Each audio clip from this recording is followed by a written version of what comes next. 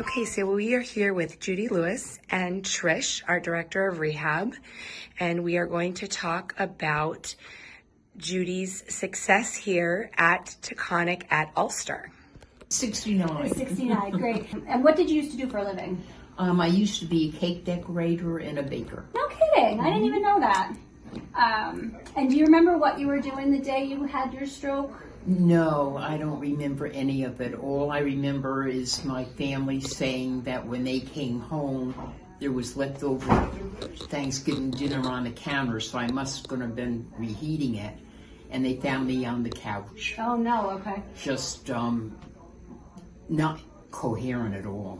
Do you remember that if you felt anything before you? No, unless I felt something, and that's what made me go in the living room and lay on the couch. Maybe, yeah, okay. But I don't remember anything. So why did you choose to come here to Taconic, the venue? My husband chose this because the only other option was way in Connecticut, past Hartford or near Hartford. Yeah. This was close, so he could come every day. Oh, good, okay. Do you remember when you first got here?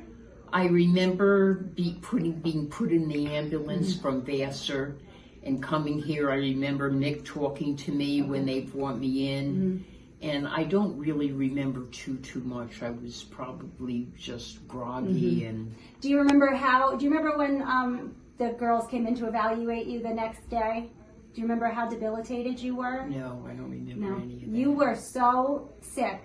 You were still on the vent. You still had the peg tube. You weren't eating. No. And you were requiring like a max assisted 2 people. Couldn't stand on your own. So you were really sick. Wow. You were really sick. And then I remember I came to talk to you about eating. And that got me a big smile. You couldn't wait. Do you remember at what point you felt you had the biggest turnaround from being so sick to now? I don't really remember too much. All I remember is I was very frightened. And the people here just got me in. I was too scared to really try anything. And they encouraged me to try. And they always had a smile on their face, and that made me want to try. Good, and try you did, lady. Do you feel that you met or exceeded your goals when you got here? Oh, I exceeded them. I never thought I was going to get out of here. I really didn't. Did you feel like you were not progressing or had any doubts that you were going to get better throughout? In the beginning, and the more I tried and I could do something, the better I felt. Good, that's great. What would you tell someone who is facing similar challenges that you went through? Oh, to do whatever you're told to do or asked to do. Yep. You know, because it's hard. It's easy just to sit back and say, or lay back and say, I don't want to do it today. Yeah. But so I would just say, do everything that you possibly can. Push. Good. I love Push. that. I love that. What was the initial plan of care, and did it change over the course of her stay? Yeah, so when she first came in, she was a complete max assisted 2. She couldn't do anything on her own. So as a team, they worked together with physical therapy, occupational, and speech just to get her to that basic, let's sit at the edge of the bed, let's try to stand for a few minutes. And then she just kept progressing, and we just kept changing the goals to meet her running out of here. And then we finally got her on the stairs, and that was when we said, all right, now we can talk about it. Yeah. So what makes her story so unique? Well, the fact that she had a stroke. I mean, a lot of people have that stroke and they have that one-sided deficit or a speech deficit. That's what my sister has. Yeah, or can't come back from, not being able to swallow. And she recovered everything.